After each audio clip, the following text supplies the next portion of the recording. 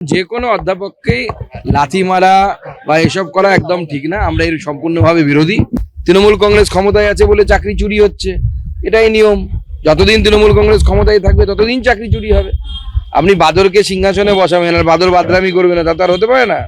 টোটিপিসি পরিচালিত সরকার নবান্ন থেকে হিড়হিড় করে টেনে নিচে নামানো হোক, তবেই এই বাংলা ত্রাসের রাজত্ব থেকে মুক্তি পাবে। এরা না একদিন স্লোগান তুলেছিল, আমার মাটি সইবে না, ইউপি বিহার হইবে না। আমরা এই ইউপিতে দেখেছি, এই বিহারে আমরা দেখতে পেয়েছি কিভাবে চাকরি প্রার্থীরা গেলে তাদের উপর নির্মমভাবে লাঠিপেটা করাতে হতো।